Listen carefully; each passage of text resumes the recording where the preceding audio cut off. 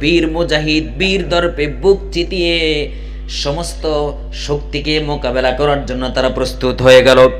চারদিক থেকে আক্রমণ হয়ে গেল, চারদিক থেকে বিভিন্ন দল উপদলগুলো একত্রিত হয়ে গেল। আহজাব দল সমূহ তারা জোটবদ্ধ হলো, জোটবদ্ধ হয়ে আল্লাহর নবীকে ক্ষুদ্র একটি দলকে শেষ করে দেওয়ার জন্য তারা যখন একত্রিত হলো, রব্বুল আলামিন এই সূরাতুল আহজাব নাজিল করে বিশ্ব নবীকে জানায় দিলেন, নবী হে, পৃথিবীর সব দল যদি একতাবদ্ধ হয়ে আপনার একটি দলকে নিঃশেষ করতে চায়, আমি আপনাকে জানায় দিতে যাই, ইসলাম নামক দলকে কেউ কোনোদিন নিভাতে পারবে না, বরং আমি আল্লাহ তাআলা আপনাকে এই খন্দকের যুদ্ধে বিজয় দিয়ে দেব।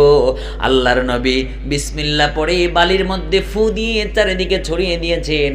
আল্লাহ রাব্বুল আলামিন এমন এক ঝড়, এমন এক অদৃশ্য বাহিনী সেখানে পাঠাইয়া দিলেন। ওই অদৃশ্য বাহিনীর বরকতে আল্লাহ রাব্বুল আলামিন সেখানে মুসলমানদেরকে বিজয় দিয়া দিলেন। জোরে কোন সুবহানাল্লাহ।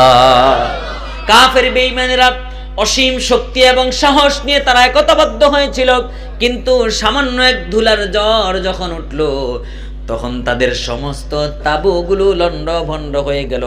অল্প সংখ্যক মুসলমানদেরকে সেখানে বিজয় দিয়া দিলেন কে?